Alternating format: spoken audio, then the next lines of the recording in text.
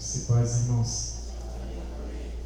É um privilégio poder compartilhar com os irmãos a respeito da palavra de Deus.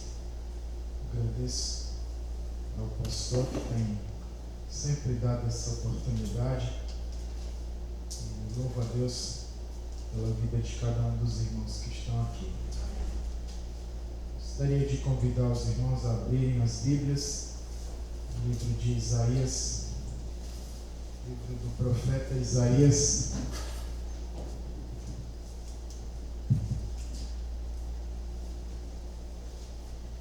capítulo 4.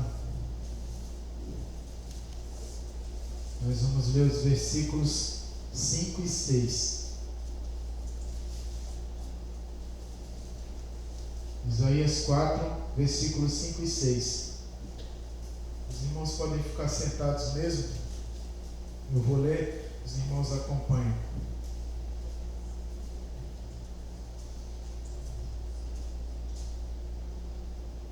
Alguém não encontrou?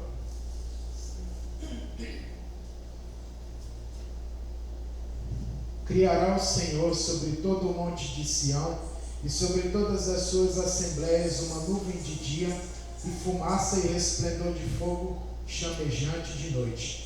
Porque sobre toda a glória se estenderá um dossel e um pavilhão, os quais serão para sombra contra o calor do dia e para refúgio e esconderijo contra a tempestade e a chuva. Que Deus nos abençoe com a leitura da sua palavra. Vamos orar mais uma vez. Pai, aqui estamos, Senhor, diante da tua palavra, Senhor, pedindo a ti a iluminação, Deus, e a compreensão daquilo que o Senhor tem falado a cada um de nós desde o início do culto, Senhor, e quer continuar, Deus, trabalhando em nosso coração, Senhor. Que o Senhor nos esvazie de nós mesmos, ó Pai, que possamos ouvir a tua voz somente, Senhor, nesse momento. Em nome de Jesus. Amém. Irmãos, gostaria de meditar nesse texto, propondo o tema chamado à presença de Deus.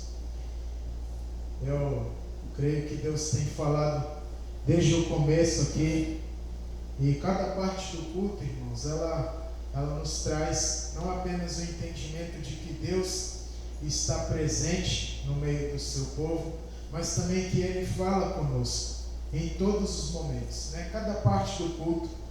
O primeiro louvor que a gente cantou aqui, falando exatamente sobre a presença de Deus, o quão real ela é melhor do que todas as coisas, né? Isso eu não combinei nada com o pastor, eu nem passei a mensagem para ele, que está aqui no dispositivo, mas achei muito curioso, né? Como as coisas de Deus são orquestradas de uma maneira que do início ao fim Deus se faz presente e tem falado em cada parte do culto, né?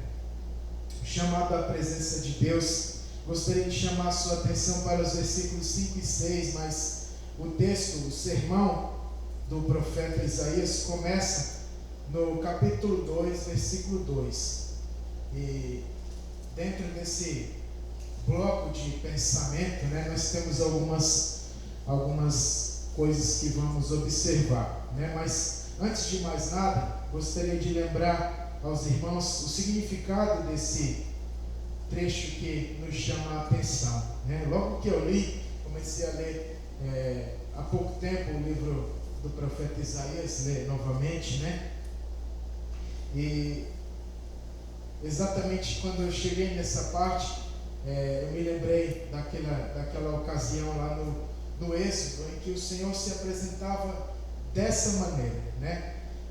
Durante o dia havia uma nuvem, né, que protegia do calor e do sol no deserto, e durante a noite havia uma coluna de fogo, né, que iluminava o caminho e conduzia o povo cada vez que eles prosseguiam ou paravam em determinado lugar. Então, esse significado da presença de Deus através da sombra, né, da nuvem, e a luminosidade, a luz de fogo, né, são símbolos da presença de Deus, né? E quando a gente pensa na presença de Deus, a gente logo se coloca numa coisa que nos traz pavor, né? Porque a própria presença de Deus, ela é, no primeiro momento, chocante, né? Diante da primeira revelação de Deus para o povo ali, o monte fumegava, né? E o povo ficava ali apavorado, alguns nem se aproximavam, mas Moisés teve ali o privilégio de desfrutar da presença do Senhor, e ela se manifestando dessa maneira, ela primeiro causava pavor nas pessoas, mas logo aquele temor gerado nas pessoas, ele se transformava em tranquilidade, em confiança de saber que todo aquele terror provocado, né, era algo superior a qualquer coisa, né? O próprio Deus poderoso, todo poderoso, né? Ele era capaz de guardar o povo de tudo aquilo que houvesse como tempestade, né? E quando se fala em tempestade, a gente pode entender em todo tipo de dificuldade, né? É uma figura para opressões e oposições e dificuldades, mas a palavra de Deus, ela nos fala nesse texto exatamente sobre o significado da presença de Deus, né? O profeta Isaías, ele se utiliza dessa citação do texto, né? Que está lá em Êxodo, capítulo 13, versículo 20 e 22, se os irmãos quiserem anotar e conferir depois essas porções da palavra, eu vou apenas citar, né? Mas eles falam exatamente com esse significado, para a gente não acabar demorando mais do que o tempo que tem para falar. Êxodo 13, versículo 20 e 22, Êxodo 40, versículos 34 a 38, e Números capítulo 9, de 15 a 23. São ali as expressões de manifestação da presença de Deus exatamente nesses símbolos, né? A nuvem e a coluna de fogo que se apresentava durante todo o tempo, né? E ela jamais se afastou do povo de Israel na sua caminhada ali, mesmo em meio ao deserto. Deus estava ali presente e se manifestando diante deles com todo o seu esplendor de glória e a majestade do seu poder.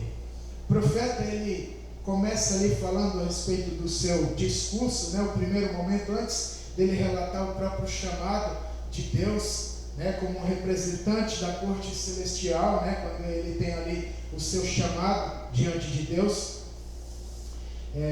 ele se apresenta ali como se fosse um promotor de justiça, né? Quando você pensa em promotor, não é aquela pessoa que acusa, né? Eu sei se os irmãos já participaram de um julgamento, mas é muito interessante, né? Eu já tive o privilégio de participar, não meu, nem de ninguém conhecido, mas já fui num júri popular. Então é uma experiência muito interessante. O promotor, ele traz ali a compreensão do que realmente a lei significa, né? O que realmente é certo diante daquilo que já está determinado na lei. Então o promotor de justiça, ele promove a justiça, né? O promotor ali no julgamento, ele traz à luz aquilo que a lei direciona, orienta e estabelece, mas também ele expõe os fatos de maneira que isso seja observado à luz daquilo que do que a lei fala, tá? Para os irmãos entenderem melhor essa questão de promotor, o irmão Adelso é o promotor de missões. Muito bem. O irmão Adelso, como promotor, ele vai trazer ali à luz aos irmãos tudo aquilo que envolve a obra missionária, né, em suas principais circunstâncias, né, para que os irmãos sejam direcionados e conduzidos ao conhecimento daquilo que é relevante, né, para que possa participar, contribuir, orar, se envolver e tudo mais. O profeta Isaías, como promotor de justiça, ele estava trazendo ali ao povo a luz daquilo que realmente é a justiça de Deus, né? Então, no começo desse sermão, ele começa falando ali exatamente sobre isso, né?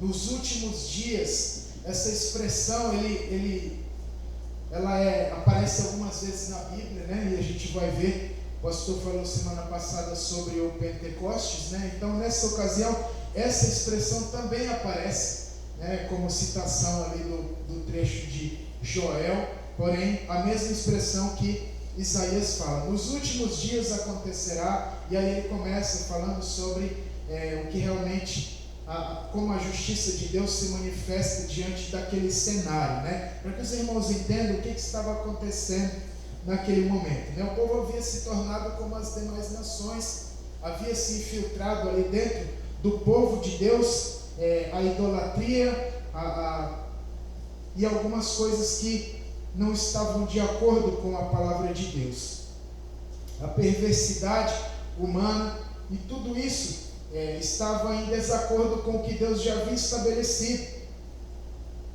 Além de ter perdido a perspectiva de justiça, de amor e de paz, o povo tentou estabelecer o seu próprio reino, né? Como é que isso acontece na vida do povo de Deus, né? Nós passamos a buscar algo que de alguma forma nos traga,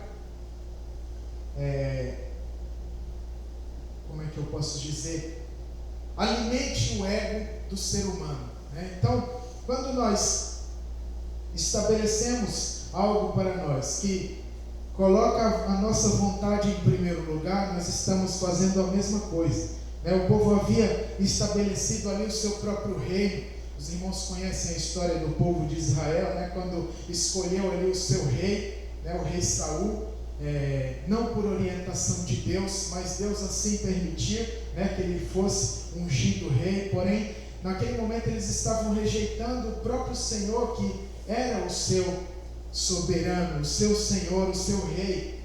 E naquele momento em que eles estabeleceram um rei representante do ser humano, eles estavam rejeitando o controle de Deus na sua vida e depositando em um ser humano a sua expectativa, né? Quando nós fazemos isso, deixamos de confiar em Deus, nós estabelecemos o nosso próprio reino, e aí então a nossa vontade passa a ser prioridade. Era isso que estava acontecendo ali no meio do povo de Deus. Eles estavam procurando a própria justiça, né?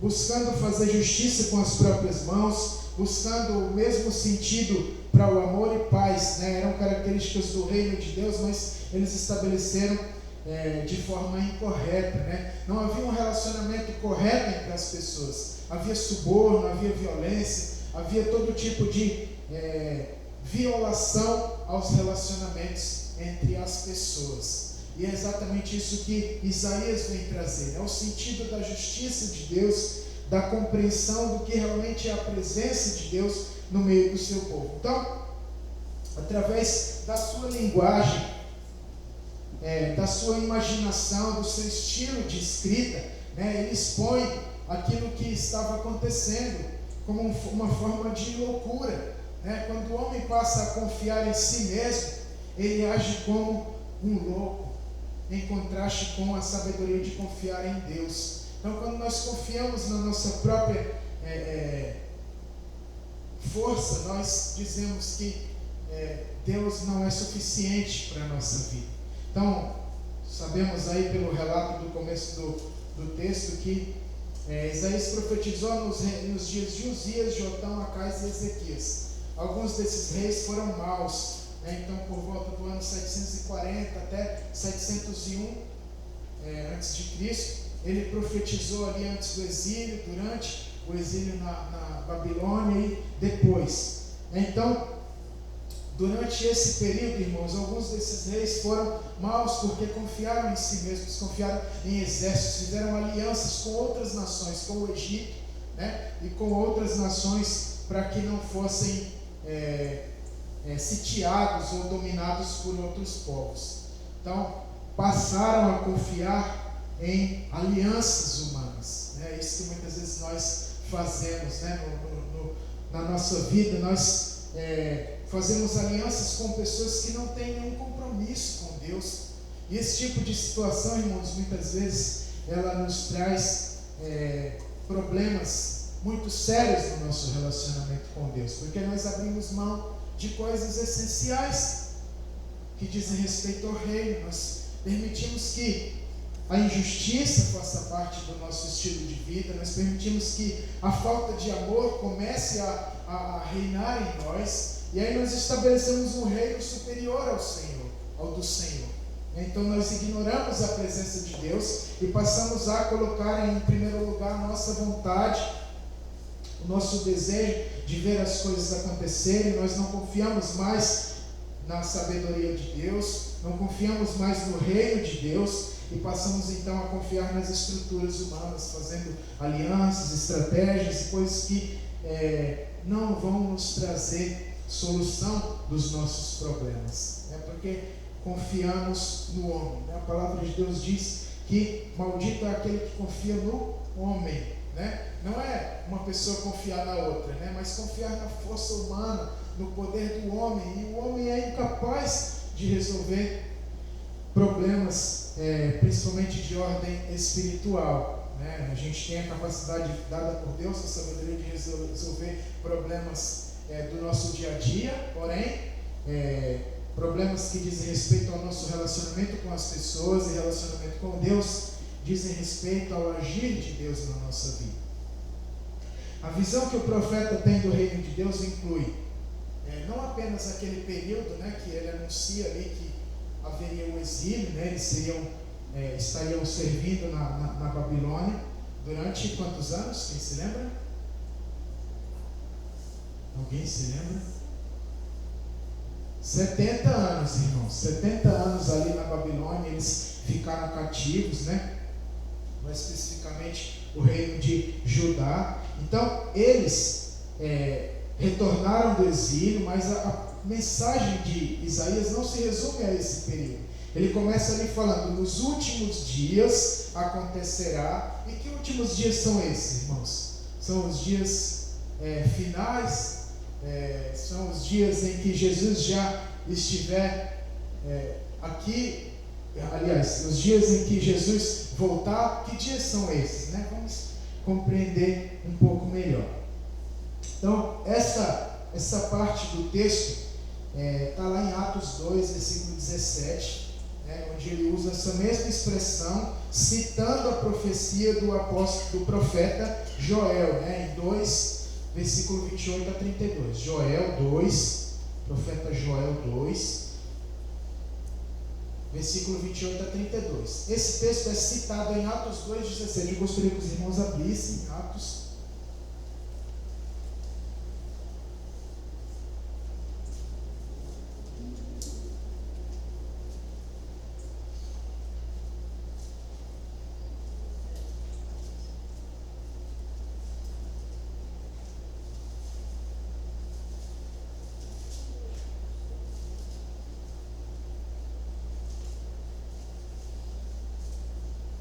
Quem encontrar pode ler, versículo 17, Atos 2, 17.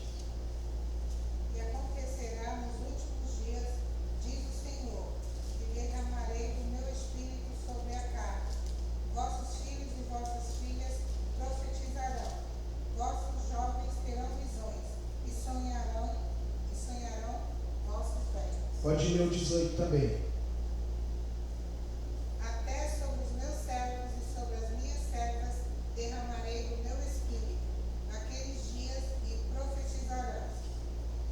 Pedro está explicando ali o que aconteceu logo depois da manifestação do Espírito Santo, ali no dia da festa de Pentecostes, que era uma festa que se referia à colheita, não era um dia especificamente sinalizado como a descida do Espírito Santo, mas aconteceu nesse dia, Então, quando o Espírito Santo se manifestou ali, em que várias pessoas estavam falando a mesma língua, entendendo na sua própria língua materna, foi uma expressão do poder de Deus e da sabedoria de Deus sendo revelada ali no meio do povo.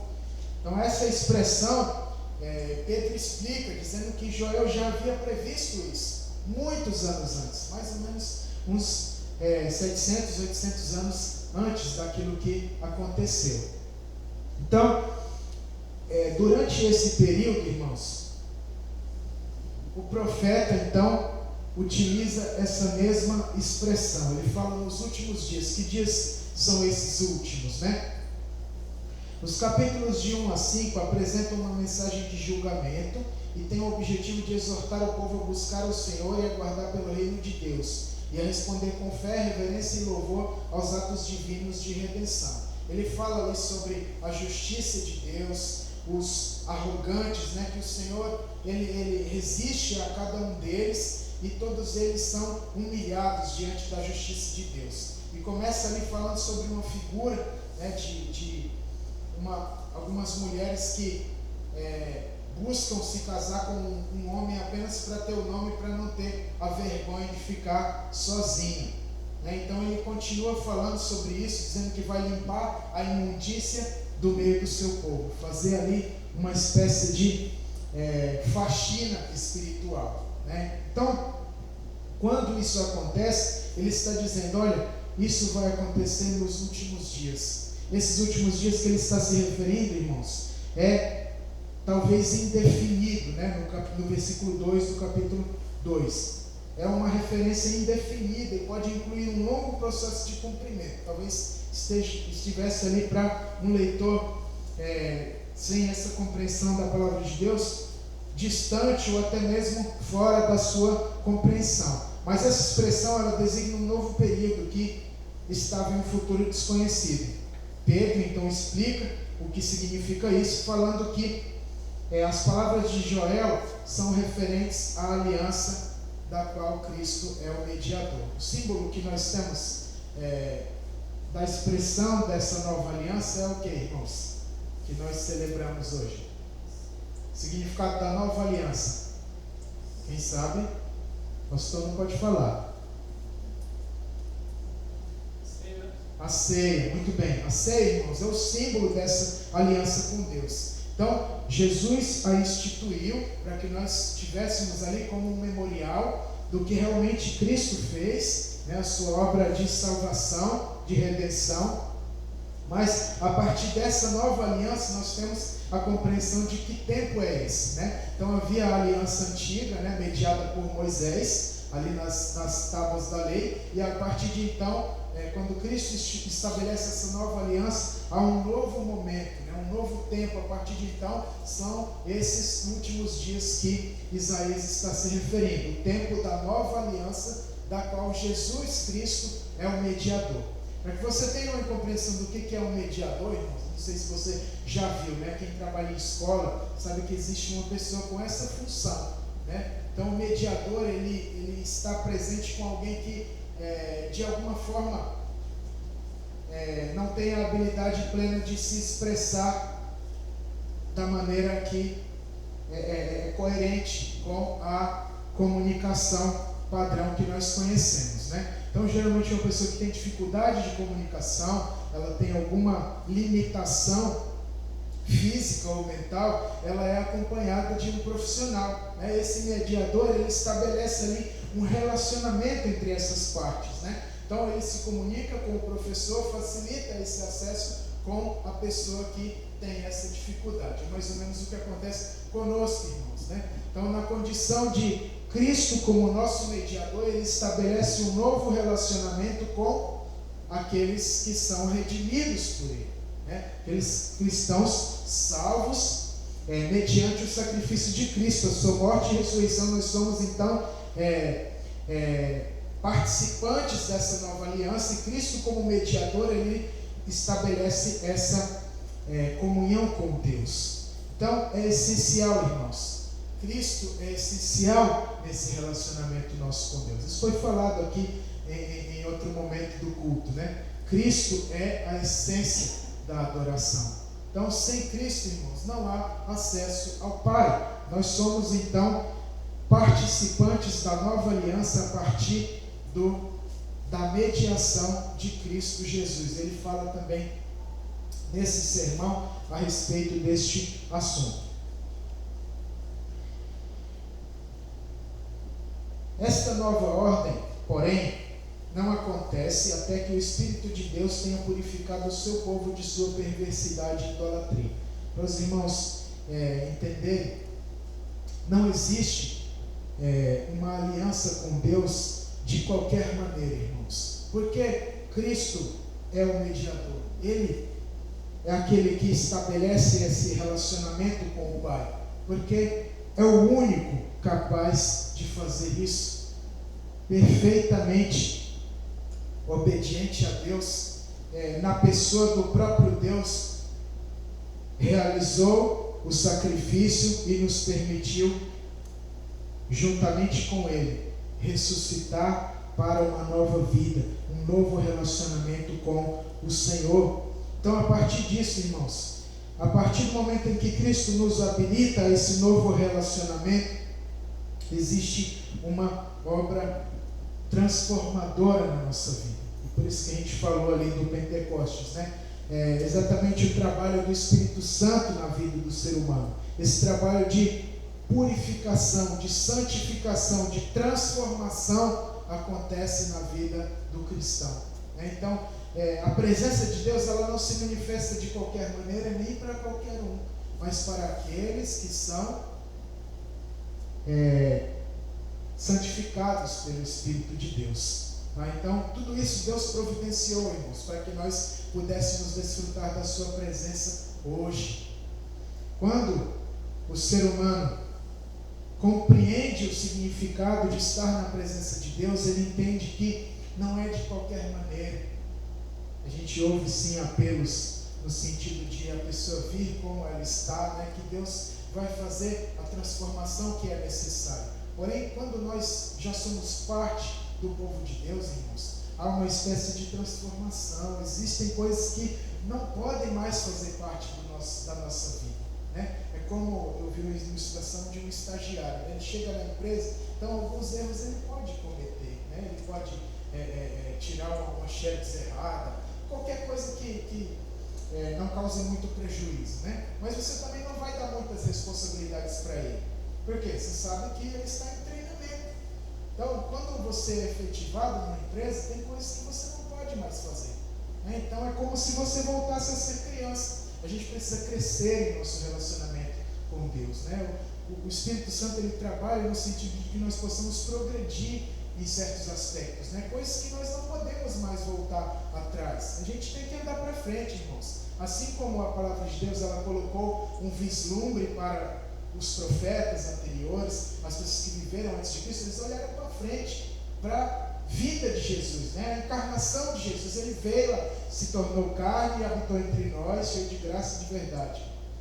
Porém, hoje nós temos uma nova perspectiva, nós enxergamos também para frente, nós olhamos para a volta de Jesus, é isso que nós contemplamos. Então Deus dá sempre essa perspectiva de olhar para frente. Nós temos que progredir, prosseguir em conhecer o Senhor e não cometer os mesmos erros de antes. Nós precisamos caminhar para frente, irmãos.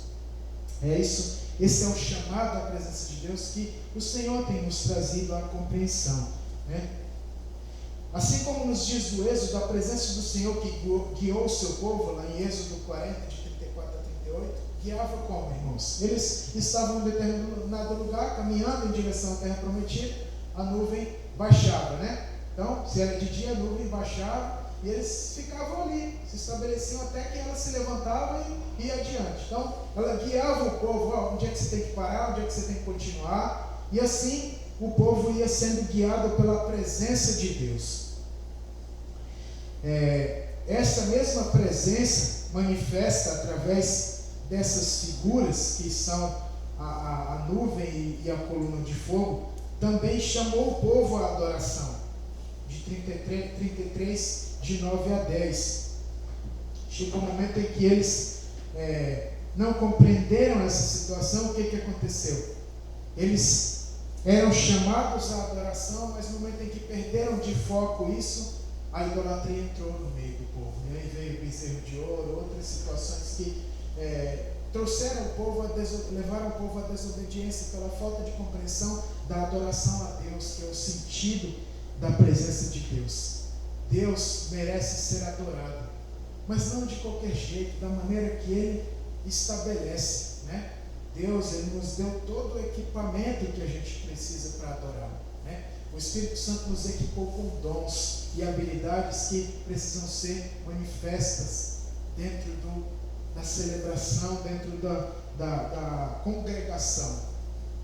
Tudo isso, irmãos, Deus providenciou para que nós pudéssemos adorá-lo como Ele merece ser adorado. Nós não somos perfeitos, não, mas nós podemos ser melhores naquilo que Deus nos colocou como responsabilidade. Não fazer de qualquer jeito. Deus sabe da sua limitação, da sua capacidade, então você tem que chegar perto desse limite, superior. Ser bom naquilo que Deus lhe colocou como responsabilidade.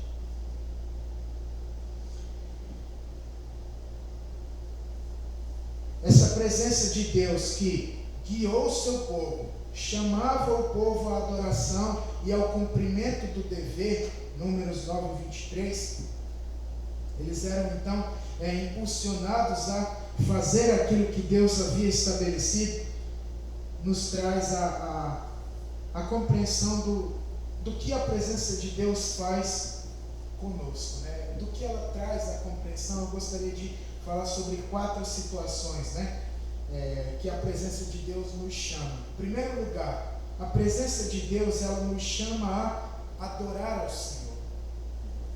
Adorar ao Senhor. O que significa isso, irmãos? Sabemos que a essência da adoração é Jesus. Ele é o mediador entre Deus e o homem e estabelece esse relacionamento. Então, sem Jesus, não existe adoração. Mas, pela presença de Jesus em nosso meio, na pessoa do seu Espírito Santo, nós temos acesso ao Pai e temos o entendimento da realidade celestial. O que é isso, irmãos? É compreender que Deus está presente em nosso meio. Quando você não entende isso, você faz as coisas de qualquer maneira, porque é como se Deus não estivesse olhando. O que a gente tem a tendência de fazer? Quando está fazendo alguma coisa errada, se esconde. Então você ignora a presença de Deus, você começa a fazer algo que não agrada a Deus. Mas se você tem a compreensão de que Deus está presente, não só aqui na igreja, mas na sua vida, em todo lugar onde você estiver, você vai adorar a Deus em tudo que você fizer, porque Deus está olhando. Significa ter o entendimento da realidade celestial e compreensão da sua santa presença e prestar a Ele culto e serviço de adoração. Tudo aquilo que Deus equipou você para adorá-lo em todo lugar onde você estiver, mas especialmente na congregação dos santos, que é onde nós estamos nesse momento. É um privilégio de poder adorar e prestar um serviço de adoração a Deus. A gente usa muito essa palavra inadequadamente, adorar a Deus. Meu pai sempre me chamava a atenção, eu adoro isso, eu adoro aquilo. Não, meu filho, adore somente a Deus. Então essa palavra é uma prerrogativa de Deus. Você não adora outra coisa, você adora somente a Deus.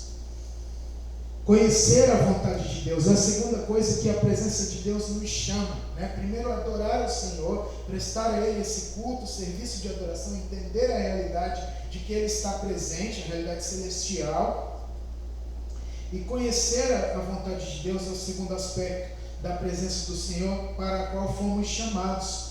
A preocupação dos cidadãos do reino é conhecer a vontade de Deus e cumpri-la, pois tudo que é contrário a ela desafia sua gloriosa presença. Capítulo 3, versículo 8 de Isaías fala sobre isso. Então, tudo que é contrário à vontade de Deus desafia a sua presença gloriosa. Então, a nossa principal preocupação é conhecer a vontade de Deus, saber o que Ele estabelece e obedecer, cumprir aquilo que Ele faz. Uma coisa que eu acho muito curiosa quando se trata de um decreto, Quando o prefeito, o governador, o presidente, ele estabelece uma coisa como lei, e aquilo tem que ser obedecido. No final ele escreve assim, registre-se e cumpra-se. Ele não quer saber. Ninguém quer saber de desculpa, de conversa fiada. Não deu para fazer porque isso aqui. Não, cumpra-se. É um decreto, aquilo está estipulado, estabelecido e tem que ser obedecido. Eles gostam da palavra impreterivelmente, Tem que ser feito de qualquer maneira, sem desculpas. Então a vontade de Deus é da mesma maneira, irmãos. Ela tem que ser obedecida, sem desculpas. Portanto, conheçamos e prossigamos em conhecer ao Senhor e a sua vontade. É o que Oséias 6, versículo 3 fala. Conheçamos e prossigamos em conhecer ao Senhor. Terceira coisa que a presença de Deus nos chama: andar na luz do Senhor. capítulo 2, versículo 5. Vinde, ó casa de Jacó, e andemos na luz do Senhor. Efésios 5, 8 e 9 também fala isso, que nós devemos andar como filhos da luz. A partir de então passa a refletir a luz de Cristo. Você, como filho da luz, andando como filho da luz, o que significa isso, irmãos? Você não tem nada para esconder. Deus está olhando tudo que você faz. Então andar na luz significa andar como se todos estivessem olhando. Quando a gente se esconde, a gente tem a tendência a fazer alguma coisa errada. Mas quando a luz, não há nada para esconder. Como se tivesse um holofote em cima de você, assim, todo mundo olhando. E aí não há nada para esconder. Andar na luz é exatamente isso, ter essa conduta irrepreensível, em que Deus está olhando primeiramente. E todas as outras pessoas olham para a sua vida, como se fosse uma vitrine, como se fosse um modelo. O mundo olha para nós, irmãos. Nós somos a luz de Cristo e eles querem saber como se comporta um cristão. Não para julgar, mas é o que a maioria das pessoas faz. Porém, aqueles que observam a vida de um cristão, eles esperam aprender algo de bom para que possa imitar. A gente aprende muito pelo exemplo, Uma das melhores ferramentas de você ensinar é fazendo, ensinando alguém fazendo. É isso que Jesus fazia, Então, no dia a dia ali com os discípulos, e quando a gente ensina dessa maneira, você tem um resultado muito mais proveitoso. Então, é pelo exemplo. Nós somos o exemplo para as pessoas que não conhecem a Deus. Nós refletimos a luz de Cristo. Nós somos a luz do mundo. Ele fala isso no Sermão do Monte. As pessoas que trocam a luz divina pelas trevas de suas mentes corruptas experimentarão o castigo divino e viverão nas trevas separadas de Deus. João 3, de 19 a 20. Então, devemos ter a luz divina em nossas vidas, em nossa mente, para que tenhamos a compreensão da vontade de Deus e possamos realmente obedecê-la e viver conforme o Senhor estabelece em seus decretos. Por último, irmãos, a última coisa que a presença de Deus nos chama é a confiar no Senhor. Não confiar em nós mesmos, não confiar no poder humano, não confiar em outras pessoas. Não significa que você não pode confiar em ninguém, irmãos. Não é que está sendo dito aqui. Mas que nós devemos colocar a nossa confiança em Deus. Aqueles que confiam em sua própria força, eles serão frustrados. Salmo 20, versículo 7. Alguns confiam em carros, outros em cavalos. Mas nós confiamos em Deus, o Senhor dos Exércitos. E dependem daquilo que procuram. Aqueles que confiam em sua própria força dependem daquilo que procuram, serão frustrados. Mas aquele que confia no Senhor tem no Senhor a sua força, o seu refúgio, sabe que a presença de Deus está ali e que a nuvem durante o dia, a coluna de fogo durante a noite, a presença do Senhor nos chama a adorá-lo, nos chama a conhecer a sua vontade, a obedecer, a andar na luz do Senhor e principalmente a confiar nele. Que cada um de nós, irmãos, possa experimentar mais da presença de Deus diariamente, em todo lugar onde você estiver, porque o Senhor nos chama para a sua presença. E é isso que nós devemos ter consciência todos os dias. Estamos na presença de Deus e Deus vê tudo o que nós fazemos. Amém? Que Deus nos abençoe. Vou pedir para o pastor orar para encerrar esse momento.